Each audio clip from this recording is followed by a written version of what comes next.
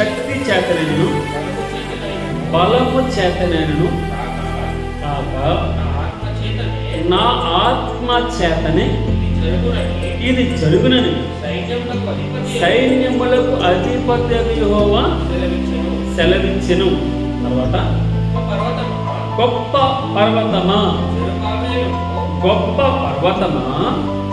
జెరుబ్బాబెలును అడ్డగించుటకు నీవు ఏమాత్రము దానవు, నీవు చదును భూమిగా ఆకుదువు.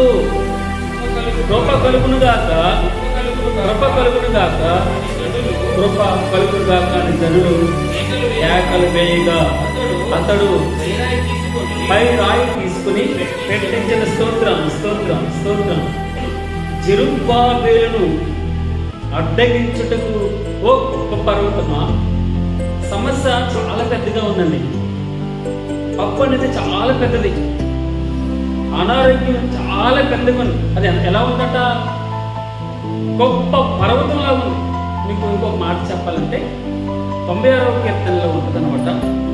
సర్వలోకనాథుని సన్నిధిలో పర్వతములు మైలుము వలె కరిగిపోతున్నాయనట రాయలు.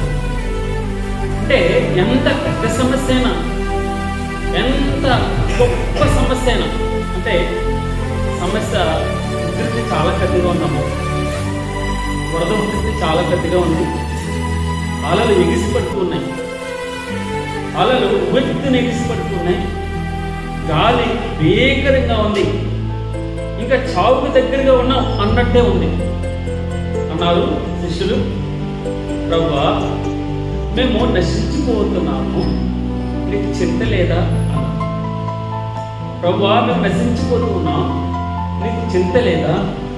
ప్రభు ఒక మాట అక్కడ ఉదాహరిస్తారు. అల్ప విశ్వాసి ఏమన్నాడమ్మా? అల్ప విశ్వాసులారా ఎందుకు సందేహపడుతుంది? అంటే ఇక్కడ అతను ఆలోచించేది, ఎందుకు భయపడుతున్నావు, ఎందుకు భీతిస్తున్నావు? గొప్ప పర్వతమా, ఓ భయపెట్టే ఈ రోజుల్లో భయపెట్టే రోగమా, అబ్బా అసమాధానం. ఇంకొక విధంగా చెప్పాలంటే ఎంత భయంకరమైన సిచ్యువేషన్ అయినా కూడా భగవంతుడు దేంతో పోలిస్తున్నాడమ్మా? ఓ గొప్ప పర్వతమా, జెరుబ్బాబెలును అడ్డగించుటకు నువ్వు ఏమాత్రము దాన్ని, నువ్వు చదును భూమిగా మారుతావు. పర్వతం, పెద్ద పర్వతం చదును భూమి అయిపోతుంది.